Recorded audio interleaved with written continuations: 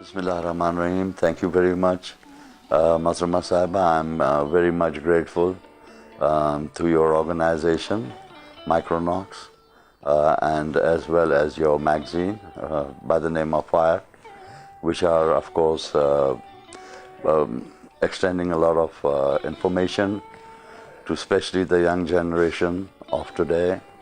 And, especially I'm grateful to them that you have come today in love of my state of Junagadh and me. And I would like to thank you on behalf of the so many people of Junagadh and on my personal behalf. So tell our viewers something about the state of Junagadh, about the history and about the geography.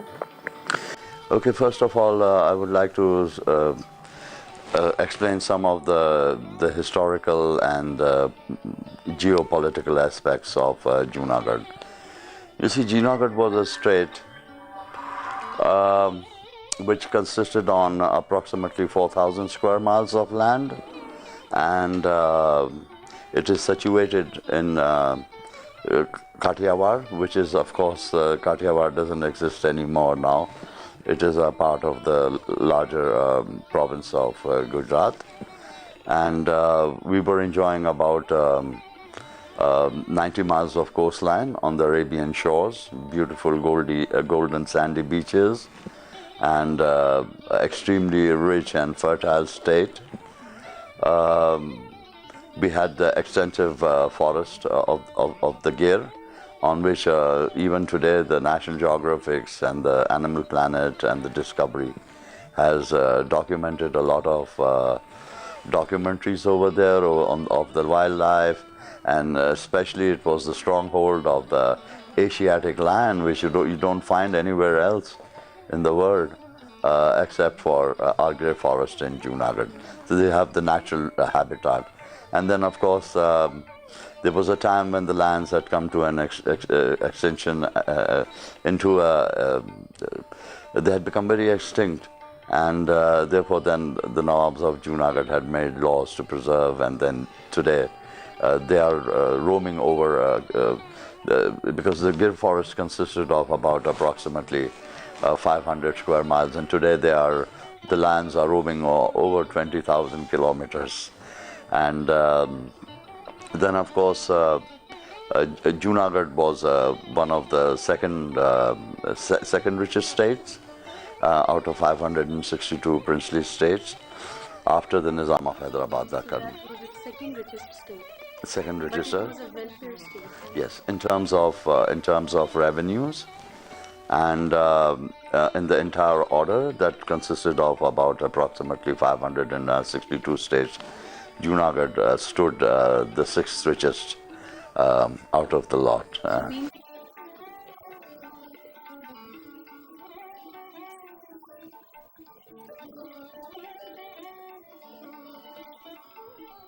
Yes, that's a very nice question, Actually, you see, it was because we had treaties with the British. Actually, what happened was that in 1735, Junagadh, it was actually these were the personal lands of the family of the Nawab of Junagadh, and they got it in recognition to the services they rendered to the imperial Mughals, because our forefathers went into India, and Usman Khan Babi, one of our forefathers, had come along with an army, and then they supported Humayun, who was deposed by Sher Shah Suri, and he was roaming around these areas, and they came down to Umarkot, and then Emperor Akbar was born there, and then they went down to Kandahar, and then they came here, and our forefathers hailed from Kandahar. And so when they entered India, and they took over then the possession of Delhi again from Sher Shah Suri, and they deposed him, and then Humayun was crowned Emperor of India again, and thence onwards our forefathers remained with the courts, with the imperial courts, and they held a high positions like governor generals and governors and commanders and statesmen.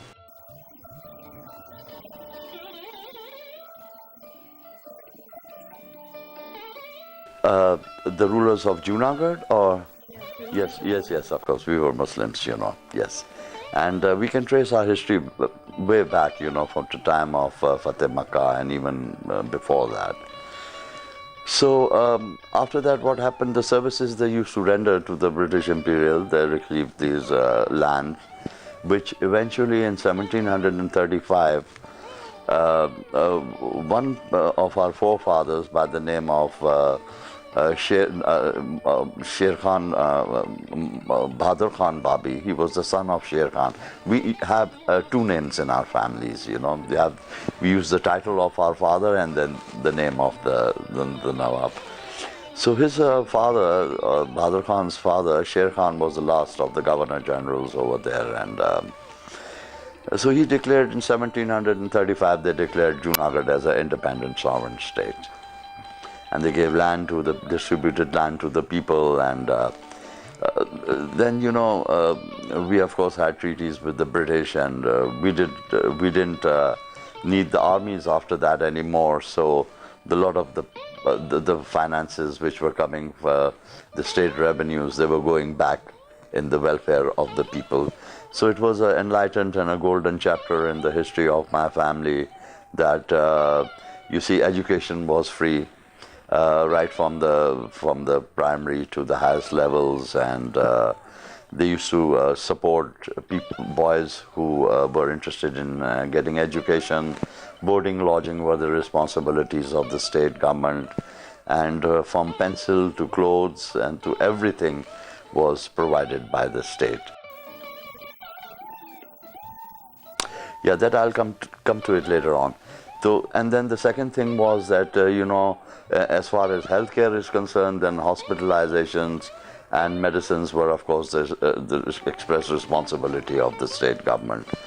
And then not only that, but food was cooked, which is called langars, were on in the state. So there were 5 langars, of the state, and then at the shrines of the saints, at the mazarats, there were, langars, which were also organized by the state. And so that is a very, golden chapter in the history of my family. And then there was your question.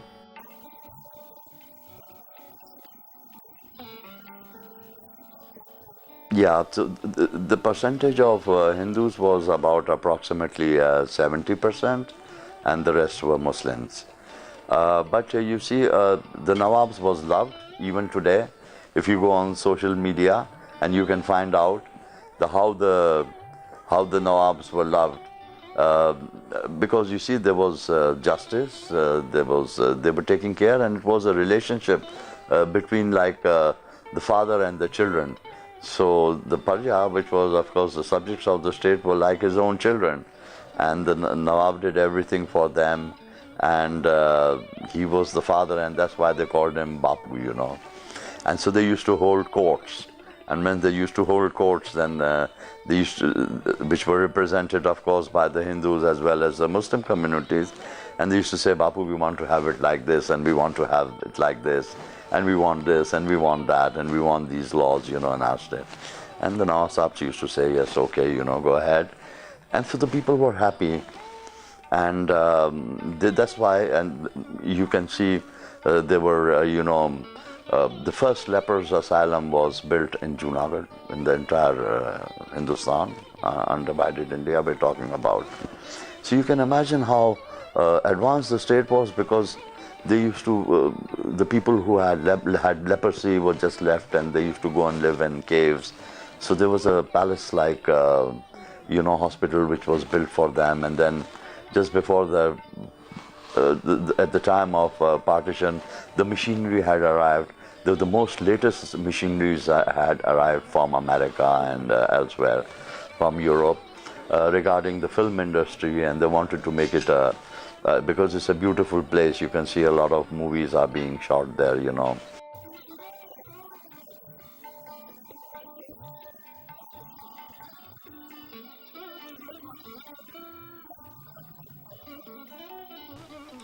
Yes, because you see, when the Indian Independence Act of 1947 came into effect, which was, of course, ratified by the British Parliament, so a few things happened by that act. It was like the British who were exercising the sovereignty, the rights and authorities. They receded that. They went back, and then the dominions of Hindustan came into existence as a sovereign state.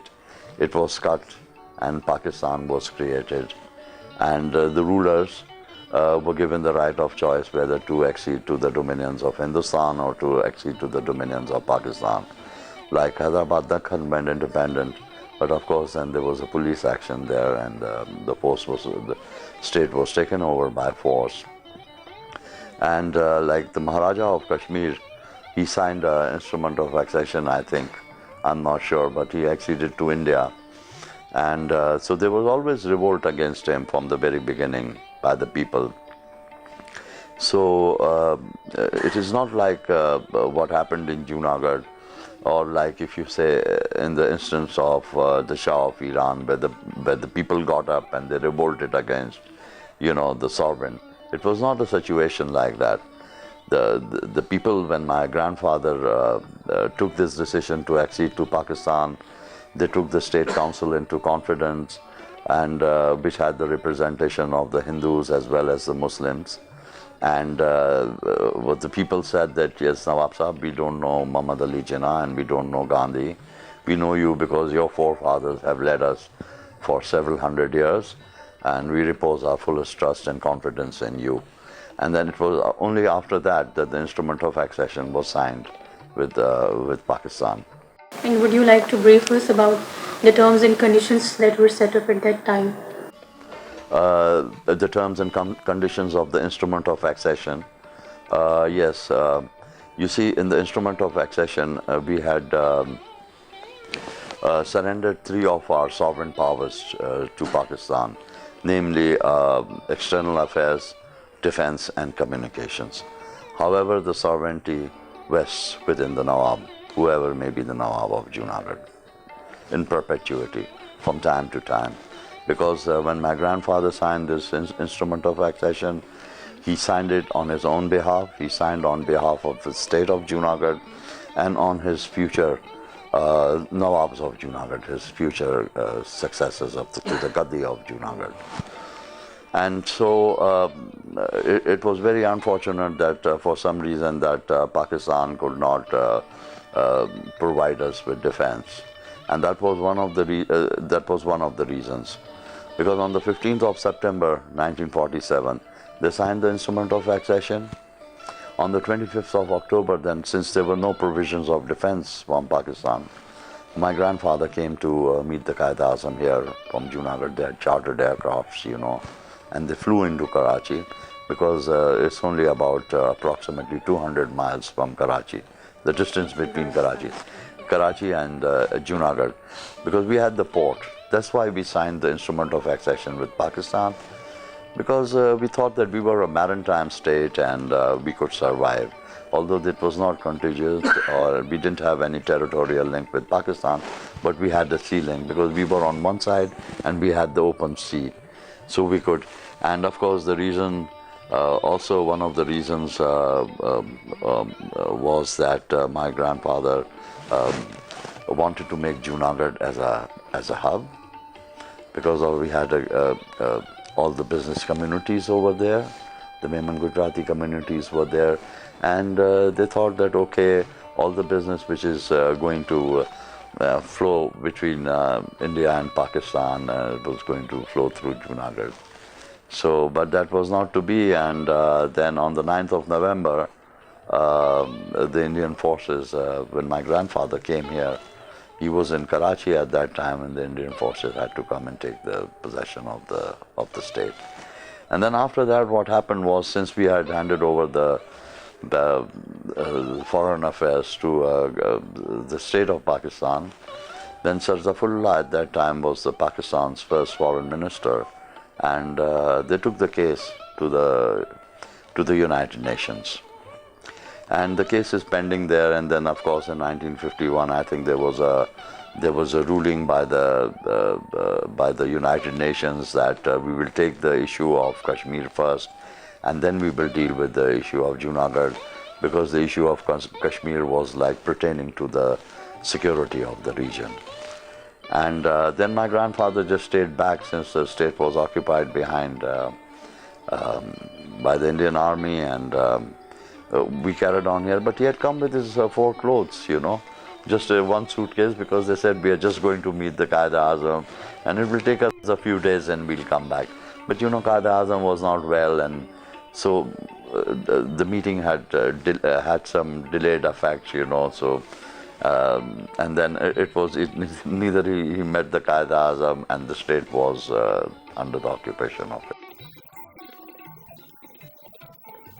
We have handed over the foreign affairs to the government of Pakistan. So it is the obligation of the government of Pakistan to look into the case of Junagadh in the UN.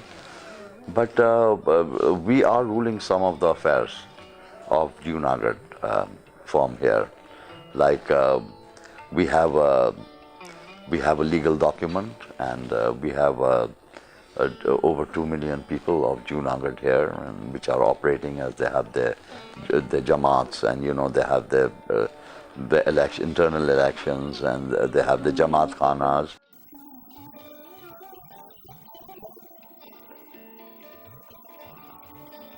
Yes, I'll talk about the business community. I'll come on that. So these people, all these Jamaats, they fall under the umbrella of Junagadh State Muslim Federation, which is the parent umbrella concern. And so people invite us, and we go, and still yet there is a lot of love and affection, which of course will remain. And as far as yes, there were of course a lot, because you see what happened was in 1947 they were talking that how will Pakistan be successful, because there was no economy, there was no industry in Pakistan. So, and that is why Quaid-e-Azam wanted the Nawab of Junagadh to accede to Pakistan, because you see we had all the Mim and Gujarati communities over there, and they were of course the pioneers, because what happened that they came and they established the business, they put up industries in Pakistan. They are the pioneers. Yes, yes, we had the Daus, the Dadas, the Karims, the Adamjis. They were from the region, like Adamjis. They were from Jodhpur, but Jodhpur was again, one of the vassal principalities of a satellite principality of Junagadh, and so many other, others like the people from the stock exchange today, like Akil Dedi, and so many other families, which I can name, who come from there. And so they established the industry, and they established business and economy. And so, and the second thing was also that Quaid-e-Azam wanted Nawab of Junagadh to join Pakistan, because at that time Junagadh was the premier state of Kathiawar, and it was the second richest, and so it was of course a great moral boost for Pakistan to have the Nawab of Junagadh But with what them. was the reaction of majority of the people of Junagadh, who were basically Hindus?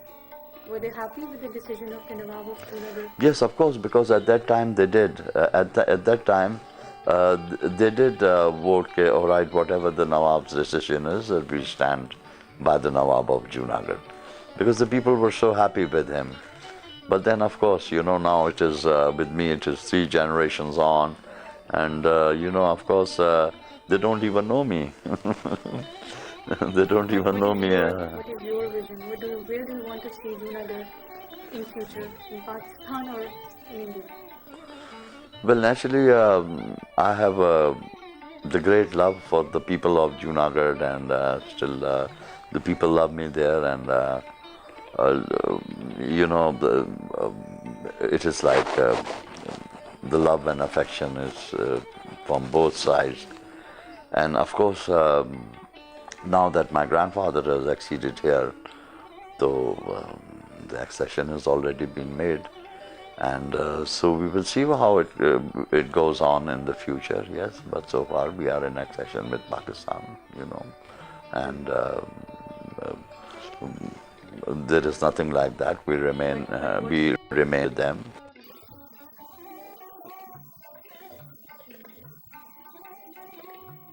Yes, I have a son here.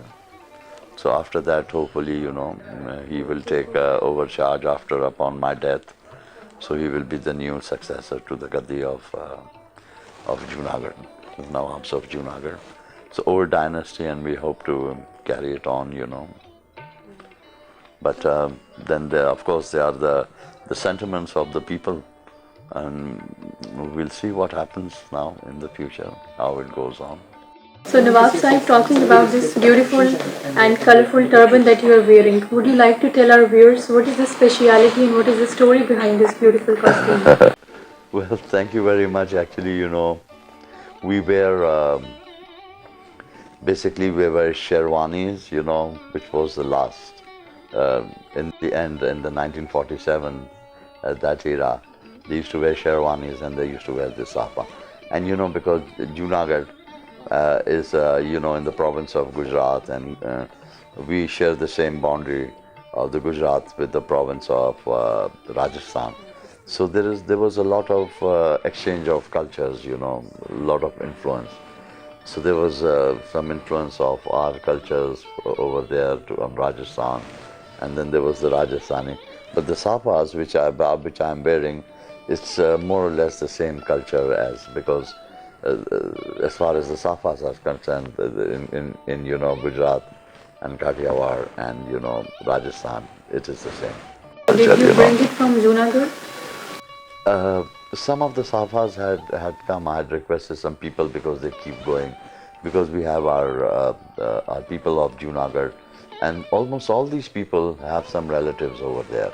So what happens is they go there to Junagadh to visit them for marriages and certain occasions, or just to go and meet them, and then the people from there come here to meet their relatives. So I request them, and most of them have come as almost most of my safas, all I can say, have come in as presents. No, actually, I have never been to Junagadh, but I have been invited by my people of Junagadh over there uh, to come and visit Junagadh, and but I have never been there. But I want to go sometimes before I die, at least, and go and visit the graves and the monuments of my forefathers, where they are buried. I would like to see Junagadh.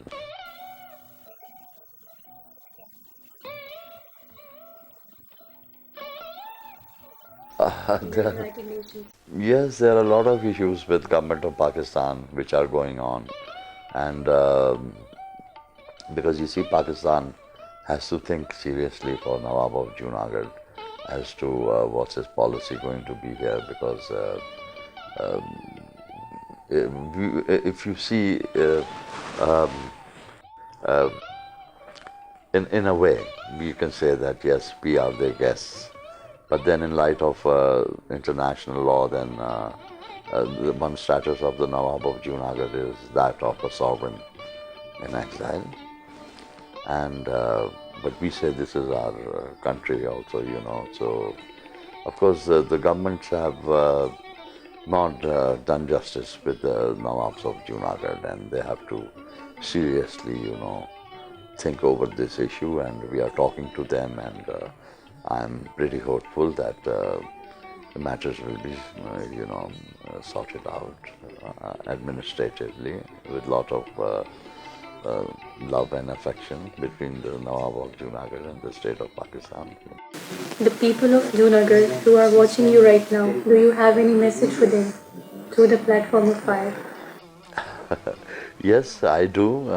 I wish to thank them for all the love and affection they have not showered but heaped upon me, and I shall always love them, and so shall my generations. And because you see, this is This is a situation, how can I put it? I'm having difficulty, explaining the situation. That this relation has been given to us uh, by our forefathers, you see, and this is a part of our tradition, that the love stays and the bonds, and it will always be there amongst my generations, my future generations to come, and amongst the people and the future generations to come of Junagadh. May they be here in Pakistan or in the Junagadh, or may they be elsewhere, because a lot of people are settled elsewhere in the world. This shall continue on, and we hope to meet the ones I have not met, and I wish them all the best. Even if I'm not close to them, my prayers and my good wishes are always for all the people of Junagadh, wherever they are.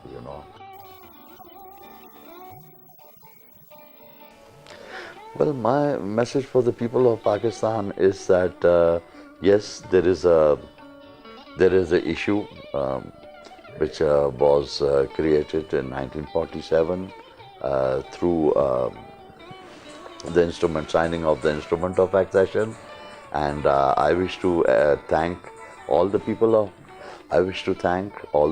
of Pakistan for the love and affection they've given me all along. But although the governments have not been so kind as they should be, and as when they needed us, we were there for them. But now that we need them, so they should be there for us, the government. But I have received a lot of love and affection from the people of Pakistan. I'm so thankful to them. I pray for them. I pray for everyone, for the betterment and for everything, all with all my love and affection to everyone.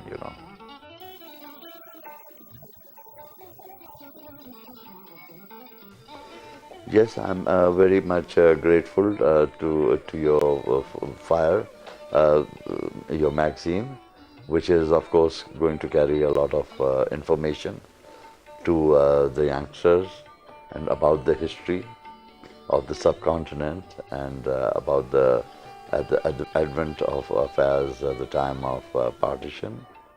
And I wish you all the success to both your electronic social media as well as your printed material by the name of Fire, your magazine. I wish you all the success, and this is like your media, your social media, and your Fire magazine are the second largest operating at the time in Pakistan.